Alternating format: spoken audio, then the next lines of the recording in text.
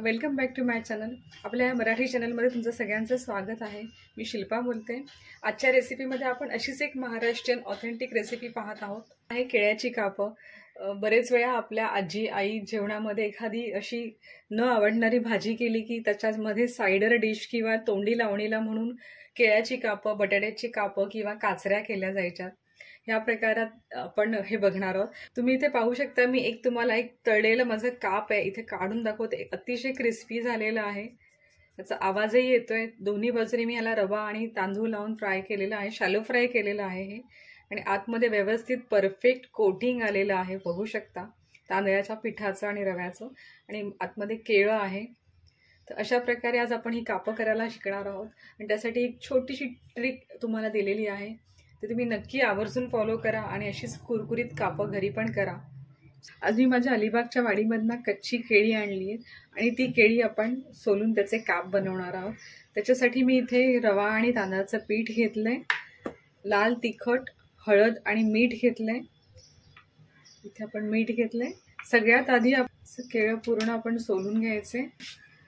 ते सोलल्यावर हवेच्या संपर्कात आल्यावर थोडं पिवळं पिवळं व्हायला लागतं, म्हणून आपण जरा लवकर त्याला फोडी करून पाण्यात घालायचे। शकता की आपण सगळी केळ्यांची सालं काढून केळी पाण्यात घालून घेतली आहे। मोठी कापं करण्यासाठी केळ्याला असं क्रॉस मध्ये चिरायचं आणि मग त्याला असं साईडने कट द्यायचा, जेणेकरून जी कापं असतात ती आकारात मोठी होतात। कापं जी आहे ती चिरून झालेली आहेत, त्यांना मी पाण्यात घातले आणि ह्या पाण्यात आधी मी थोडं मीठ घालणार आहे। आपण नंतरही कापांना मीठ लावायचंच आहे। त्यांना मीठ लावून असंच 5 मिनिटं तरी ठेवून द्यायचे।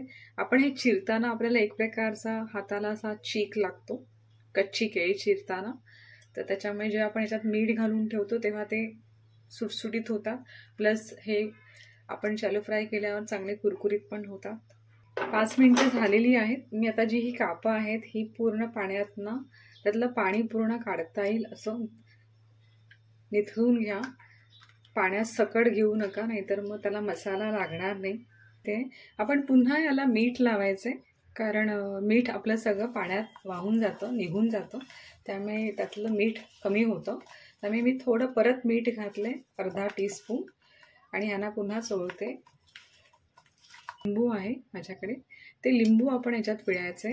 याचं कारण असं की लिंबू पिळल्यामुळे जेव्हा आपण ह्यांना शॅलो फ्राय करतो तेव्हा हे खूप छान असे कुरकुरीत होतात। त्याला आपण घेतला होता लाल तिखट, हळद आणि हिंग, तो घालायचा आहे। एका बाजूला मी माझा पॅन जो आहे तो तापत ठेवलाय।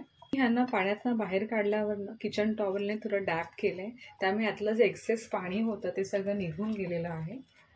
तयार झाले तळायला। आता मी एकीकडे तेल तापत ठेवलंय, तर आता आपण हे जे सगळे कापं आहेत ते इथे आपण जो रवा आणि तांदळाचं पीठ घेतलंय त्याच्यात एकत्र करूया आणि आपण ज्या फोडी आहेत त्या याच्यामध्ये व्यवस्थित पलटवून घ्यायच्या आहेत आणि बाजूला ताटात काढून ठेवायच्या आहेत। अशा प्रकारे थोडं दाबलं तर जास्त लागतं त्याला, आणि असंच तसं झाडायचं। अशा प्रकारे आपली सगळी जी कापं आहेत ती तयार झालेली आहेत पूर्ण, पाहू शकता। आता आपण यांना तळायला घेऊया। आपला पॅन सुद्धा तापलेला आहे, तेल सुद्धा आपलं तापलंय।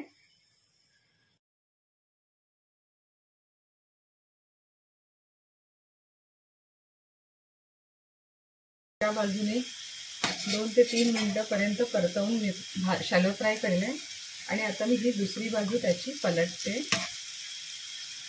केळं शिजायला तिथं फारसा वेळ लागत नाही, सुरणासारखा पटकन काढायला, आणि खूप कुरकुरीत दिसत आहेत। आवाज पण येतोय आपण हलवतो तेव्हा असं। आपण त्यांना काढून घेऊया प्लेटमध्ये।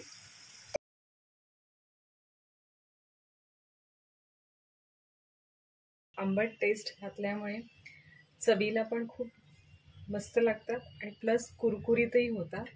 किंवा अशी कापं तुम्ही जेवणाच्या आपल्या ताटामध्ये तोंडी लावण्यासाठी पण करू शकता। नक्की ट्राय करा आणि त्यासाठी पाहत राहा खवय्येस कट्टा। धन्यवाद।